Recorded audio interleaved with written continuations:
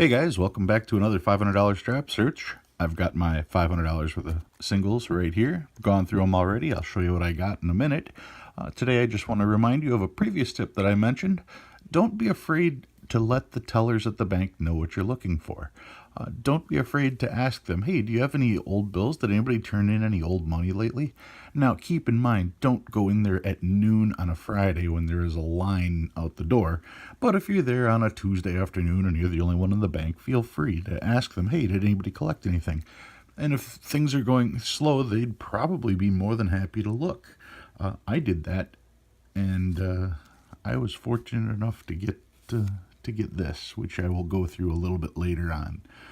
But that's my teaser for the day. More importantly, though, my strap search for this week. These were the bills. I went through them, saved you the trouble. You don't have to watch. I will get them out of the way. This is what was pulled. First note right off the bat, the one and only star note I've pulled from that entire batch. One star note, one little lonely star note. Starts at 2 zeros. There's a little bit of hope there. It is from 2009. So I will look that one up and make sure that it's not a short print note. I did find a number of quads. This one starts off with quad 4s, also an I series from Neapolis. So quad 4 note found in there. Quad 7s. J note, Kansas City. This one's okay. Quad 8s, and it starts with an 8, so this one is technically a trinary as well as quads. 2s, 3s, and 8s, ending in all 8s, and the fact that it's a New York and a B note, you've got the BB8 note, I guess you could call it. B8 3228888B. 8s looking like, or the B's looking like 8s, makes this a rather unique note. Did find a trinary here. This one is 1s, 2s, and 8s. J note, also Kansas City. Another trinary. This one is 0s, 4s, and 6s. Pretty rough shape. Probably going to get sent back out. I did find 2 Where's George bills. This one has it written on it, handwritten in the corner, where'sgeorge.com. I always like the Where's George bills. I got another one right here with a more obvious stamp here. Track me at where'sgeorge.com. I do not advocate writing on bills. I don't know if it's legal or not to do it, but these bills I found have those markings, so I will look them up and I will log them. This bill, when you first look at it, is quite hideous. But it's a 1999 note. No, it's not really going to go into my collection for any value. However, the amount of dirt and gook on this made me decide I'm going to keep this because I've seen videos out there on how to clean money. So I'm going to save this as a bill that I may attempt to clean just to see what the results are.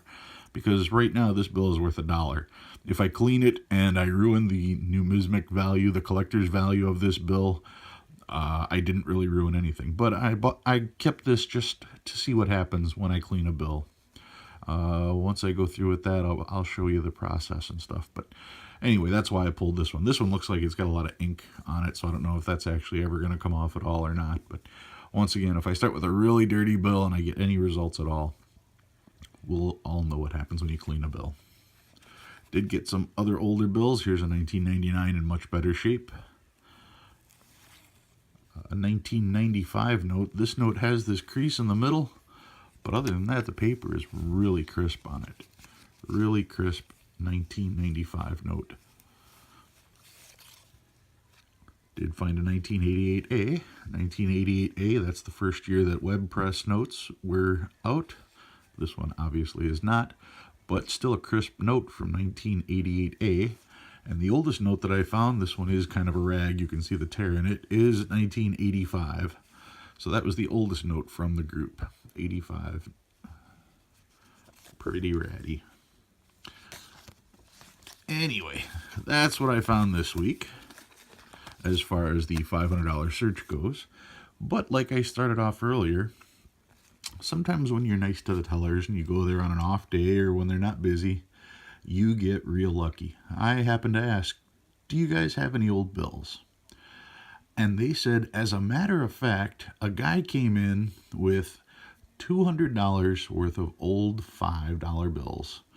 And he says that anytime he tries to spend them, people think they're fake.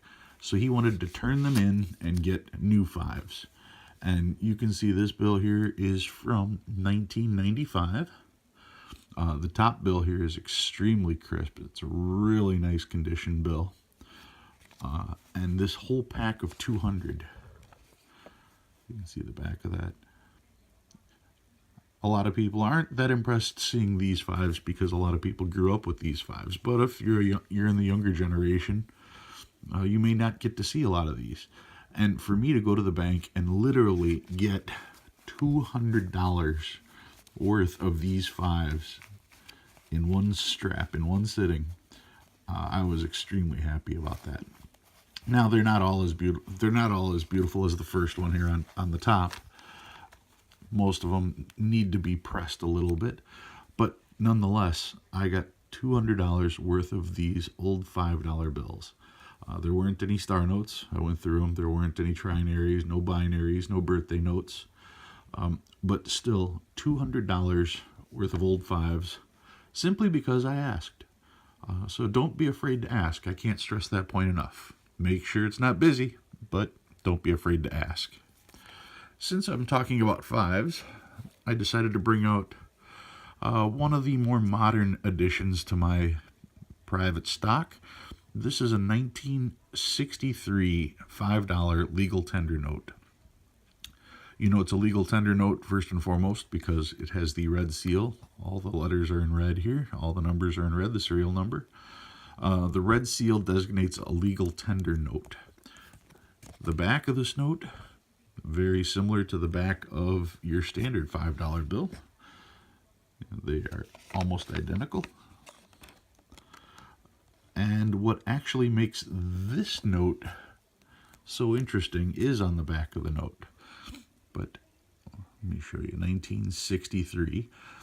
These legal tender notes, let's start with this. A legal tender note is different from a Federal Reserve note because a legal tender note was, if I read it right, these notes were backed by the federal government in methods other than gold or silver.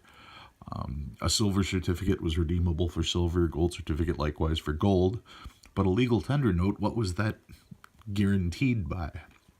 And it turns out that anytime bonds were issued or anything to that effect, the bonded money would be used to secure this, ensuring it's worth what it is, versus our standard Federal Reserve, which is all the money we use now. Federal Reserve money is simply money that the United States guarantees to be worth something, and for that we believe them and spend it. So does the rest of the world. But these were one of the last notes that were actually backed by something in particular. These, like I said, backed by bonds, savings bonds and things like that. These became obsolete when the bonds were all returned.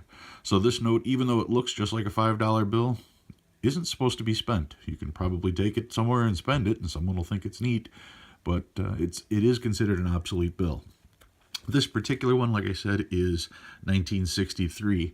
What makes this bill special, though, is the back of the bill, because this bill, the 1963 legal tender, is the first bill that they had this inscription on: "In God We Trust."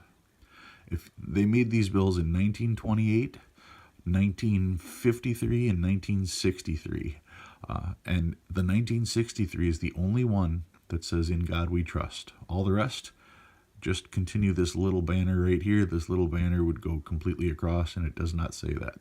So the 1963 $5 bill is the only $5 bill that is $5 legal tender that says "In God We Trust." So that's what I've got for this week. My fives, my five, and my fives.